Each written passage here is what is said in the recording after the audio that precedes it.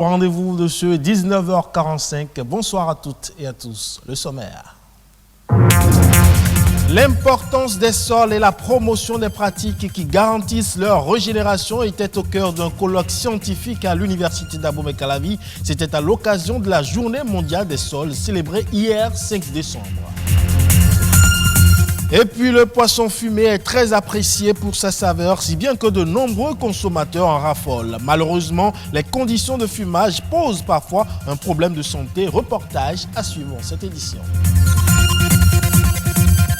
Enfin, au-delà de son caractère de multiplicité, la diversité culturelle se veut un outil indispensable pour le dialogue et le développement. On en parle dans un instant.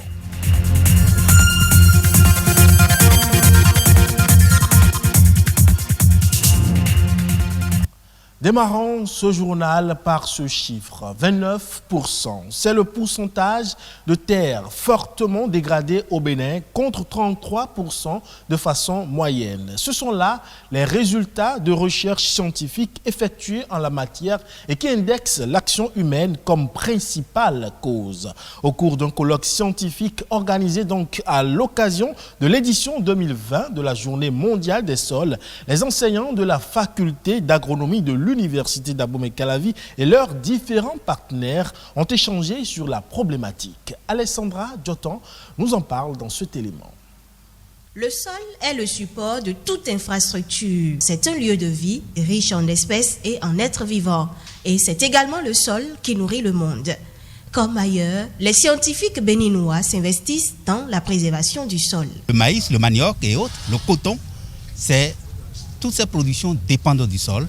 Ça dépend de la qualité du sol. Donc, sur cette base, la faculté des sciences agronomiques mène beaucoup de recherches liées au sol. Elles concernent d'abord la qualité microbiologique du sol. Elles concernent la fertilité. Et sur cette base de cette caractérisation, nous sommes en mesure de fournir les informations sur l'étendue du territoire en matière de la qualité du sol et de ce que nous pouvons produire dans tous les types du sol au Bénin. Des connaissances qui méritent d'être vulgarisées et c'est la raison d'être du colloque scientifique sur la Journée internationale des sols. Occasion pour interpeller sur les différents degrés de responsabilité. Chacun de nous doit prendre conscience que parfois nous posons des actes qui accélèrent la dégradation du sol, comme jeter les sachets plastiques un peu partout dans les champs, et comme l'utilisation des pesticides sans tenir compte de la dose et de la période qu'il faut. Et au niveau collectif, nous devons essayer de nous informer, de nous sensibiliser. La maîtrise de l'écosystème sol par les acteurs est capitale. L'écosystème sol, c'est l'ensemble des composants du sol, comment ils interagissent entre eux.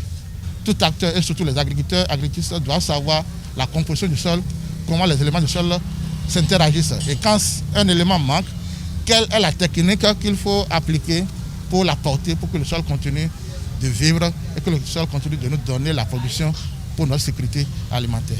À cette fin, quelques solutions sont recommandées, à savoir l'utilisation des résidus de récolte comme paillage, la réduction des doses d'engrais et de pesticides et l'interdiction des feux de brousse dans les champs. Et on change de registre à présent pour parler du poisson fumé. Très apprécié pour sa saveur, sa consommation est ancrée aujourd'hui dans les habitudes. Mais les conditions de fumage du poisson laissent parfois à désirer et pourraient même avoir des conséquences néfastes sur la santé. Une réalité qu'aussi bien les consommateurs que les femmes qui s'adonnent à cette activité semblent ignorer. Suivons ce reportage pour en comprendre davantage. Le poisson fumé est une source vitale d'alimentation et de revenus pour de nombreuses communautés côtières du Bénin. On estime aujourd'hui à 20 voire 30% les prises locales marines et d'eau douce qui sont consommées sous forme de poisson fumé. Un mets qui fait partie du plat quotidien des Béninois. Avec ces poissons fumés que vous voyez, je peux manger tous les repas que je désire. Nous mangeons ces poissons sans gêne. Il est conseillé de manger du poisson fumé. Si tu fumes bien le poisson, manger est un plaisir. Et pourtant, malgré sa saveur, ses bienfaits nutritionnels, son prix compétitif et sa durée de conservation, le poisson fumé représente un vrai problème de santé publique. On consomme tous généralement le poisson fumé et on ne sait pas forcément dans quelles conditions ça a été fait. On ne sait pas. On le voit au bord de la route, on paye juste le poisson. Au vu de ce qu'on voit ici, je me dis que si le poisson est toujours fumé dans ces conditions, il aura forcément un impact négatif sur notre santé.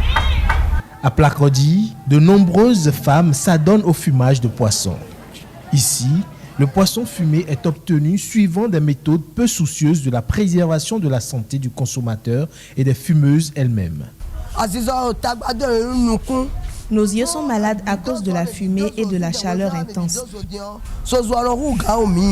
Nous souffrons du rhume et du paludisme.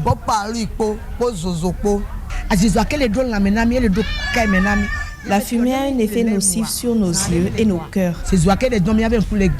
Une activité génératrice de revenus qui les expose à des risques sanitaires. Au niveau du fumage, même on a constaté qu'il y a une grande quantité de fumée qui s'accole sur ces poissons-là. Et ce sont ces fumées-là qui contiennent les hydrocarbures aromatiques polycycliques qui sont cancérigènes et même aussi des goudrons qui créent de cancer une fois que ça se retrouve dans l'organisme humain. Pour éviter ces conséquences néfastes, quelques précautions sont tout de même indispensables. Comme précaution, d'abord au niveau des transformatrices, au niveau des dames qui font le produit, il faut les conseiller de fumer les poissons avec sa peau. Aux consommateurs, je leur demande d'enlever d'abord la peau de poisson qui est fumée, et de laisser tremper le poisson dans de l'eau. Si c'est le poisson fumé, de laisser tremper ça dans de l'eau, ne serait-ce que quelques minutes, une dizaine de minutes. C'est vrai, ils vont perdre une partie de la valeur nutritive, mais l'eau va essayer d'évacuer aussi une partie de ces fumées qui seraient restées sur le poisson. L'amélioration du mode de fumage de poisson et l'encadrement de l'activité s'avèrent donc indispensables pour prévenir et atténuer les conséquences sanitaires sur les consommateurs. Et on reste dans la cuisine pour dire que parmi les aliments présentant un effet cardioprotecteur spécifique, l'ail est très souvent cité. Cet ingrédient est consommé partout dans le monde en raison de sa capacité à rehausser la saveur des plats. Mais il aurait également des bienfaits sur la santé. Stéphanie Dekwe-Madura nous en parle. Très parfumé et très remarquable par sa senteur assez forte et piquante, l'ail est une espèce de plante potagère vivace à odeur et au goût fort. Il fait partie des ingrédients les plus utilisés dans la cuisine. En effet, si l'ail sert le plus souvent à donner du goût aux aliments, il possède d'immenses propriétés médicinales. Et lorsqu'il s'agit de parler de ses vertus, les avis des consommateurs sont partagés. Je prépare avec, mais je ne connais pas les avantages qu'ils ont dedans là. Quand vous avez quelque chose comme tension, des fois les gens disent de mettre ça dans la bouche et chaque fois d'avoir les gouttes. Quand un enfant tousse, on lui fait boire un mélange d'ail et de miel. C'est également bon pour ceux qui souffrent d'hypertension. Visiblement, ils connaissent pour la plupart les bienfaits de l'ail, qui possède des vertus pour la santé. Cependant, ils ignorent qu'il ne joue pas un rôle curatif pour toutes les maladies. C'est une substance qui équilibre la tension. Ce n'est pas quand on a l'hypertension qu'on commence à consommer l'ail. L'ail, il faut que ça soit dans notre habitude alimentaire pour prévenir la tension. Originaire de l'Asie centrale, l'ail a été découvert il y a plus de 3000 ans. Il est cultivé et commercialisé dans plusieurs pays. Tout comme au Bénin, il n'est pas rare de croiser des vendeurs d'ail dans les grandes villes africaines ainsi que dans les marchés. Une de ces gousses est une cartouche de vitamines et minéraux qui permettent à l'organisme de guérir ou de se défendre contre certaines maladies.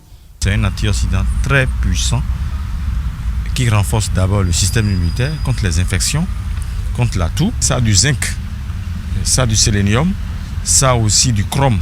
Le chrome, c'est un minéral qui protège contre le diabète. Le zinc, c'est un minéral qui transporte la vitamine A vers la rétine. Et le sélénium, c'est un minéral qui stabilise le PSA dans l'organisme. L'ail permet de retrouver une bonne respiration au niveau du poumon et du cœur. Quelqu'un qui a un cholestérol très élevé dans l'organisme, il doit commencer par consommer l'ail. Intégrer l'ail dans son habitude alimentaire permettrait de lutter efficacement contre les cellules cancéreuses. Il réduirait le risque du cancer du poumon, de la gorge, de l'estomac, du côlon et des ovaires. Les spécialistes conseillent d'ailleurs la consommation de 4 gousses d'ail par jour. Et la meilleure manière de bénéficier de ses qualités nutritionnelles est donc d'éviter de le mettre au feu. Si vous voulez une guérison curative rapide, rachez ça avec la peau, mettez ça dans le thermos, vous chauffez l'eau, vous versez là-dessus, laissez ça pendant 15 à 20 minutes, vous obtenez déjà une infusion. Il est à noter que l'ail ne rime pas avec bonne haleine. Mâcher quelques feuilles de menthe, de laurier, du clou de girofle ou de petit cola pourrait aider à masquer l'odeur piquante de la bouche. Culture à présent, on parle de la diversité culturelle qui est une multiplicité de langues, de religions et de modes de vie dans une communauté. Elle serait importante pour la cohésion sociale et constituerait même un outil indispensable pour le dialogue et le développement. Explication ici avec un socio-anthropologue. Il faut voir à travers la diversité culturelle la notion de culture. La notion de culture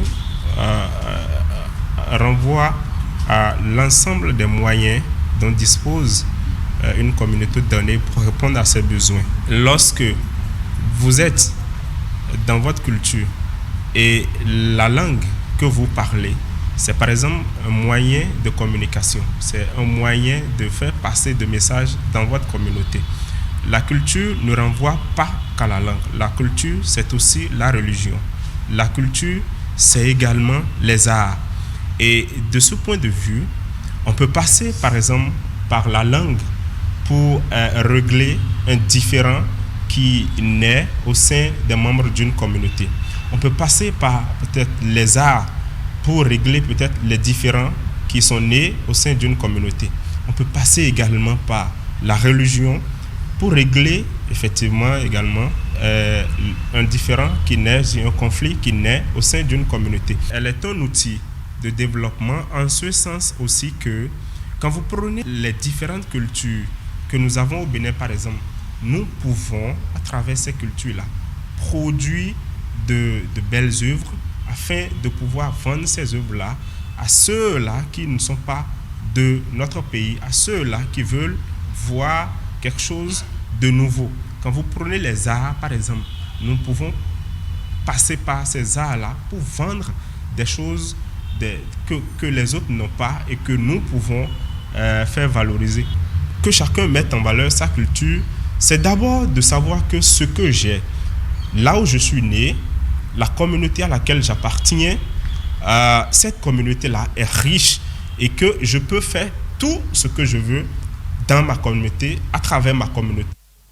À présent, en nouvelle brève, la Namibie a décidé de mettre aux enchères 170 éléphants. Une opération qui vise à trouver un équilibre entre la protection des espèces de grande valeur et le danger qu'elles représentent pour les zones d'habitation humaine. Selon le ministère de l'Environnement, des Forêts et du Tourisme du dit pays, la mise aux enchères de ces éléphants a été décidée suite à l'identification d'un besoin de réduire la population d'éléphants en raison de la sécheresse et de leur nombre en lien avec les conflits entre humains et éléphants. Il est dit que ces mammifères seront vendus à toute personne en Namibie ou à l'étranger qui pourrait répondre aux critères stricts, notamment des installations de quarantaine et un certificat de clôture à gibier pour la propriété où les éléphants seront gardés.